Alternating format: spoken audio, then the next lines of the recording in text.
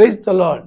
எப்படி இருக்கீங்க என் அன்பு சகோதரனே, சகோதரியே, பரிசுத்தவான்களே? நீங்க நல்லா இருப்பீங்க. உங்களுக்காக நாங்கள் தொடர்ந்து ஜெபம் பண்ணி கொண்டு இருக்கிறோம்.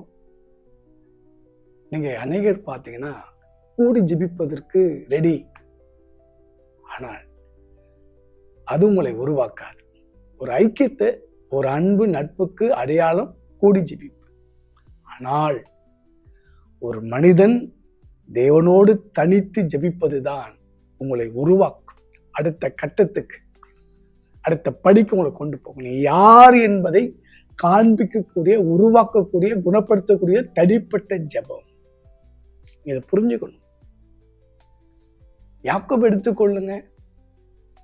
அவன் பிந்தி தனித்து 32:22 ஆதியாகமத்துல வாசித்து பாருங்க. போராடினான். என்ன போராட்டம்? என் ஆசீர்வதியும். அவன் பிச்சைக்காரனா, கடங்காரனா? எதுவுமே இல்லையே. எல்லாம் இருக்கு, ஆனா நிம்மதி இல்லை, பயம் இருக்கு. ஏசா சொன்னான், தகப்பன் மரிக்கும் போது அடுத்த மரணம் என் யாக்கோபுக்கு சொன்னான். பிரியமானவர்களே, அந்த பயம் வேதனை உண்டாக்கினது. தேவ சமூகத்தில் அவன் போராடினான். ஆண்டவர் அவனை பார்த்து கேட்டார், உன் பேர் என்ன? என் கடவுளுக்கு தெரியாதா பேரு? பிரசங்க 6:10 சொல்லுகிறது, ஒரு மனிதன் பிறக்கும் போதே பேர் சொல்லி அழைக்கிற கடவுள். இங்க ஏன் கேட்டா, அவன் தன் தகப்பங்கிட்ட ஏசா என்று பொய் சொன்னான் என்று வேதம் சொல்லுகிறது. பிரியமான கர்த்தருடைய பிள்ளைகளே, கடவுளுக்கு முன்பாக பாருங்க, தன் உண்மையை ஒத்துக்கொண்டான். தேவன் அவனுக்கு ஒன்று சொன்னார். ஆதியாகமம் 32:27-28 பாருங்க.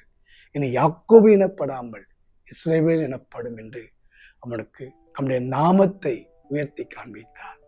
பிரியமான கர்த்தருடைய பிள்ளைகளே, இன்னைக்கு அந்த பேரு மேல்தான் இஸ்ரவேல் நாடே இருக்கிறது. பாருங்க, கவனமா இருங்கள்.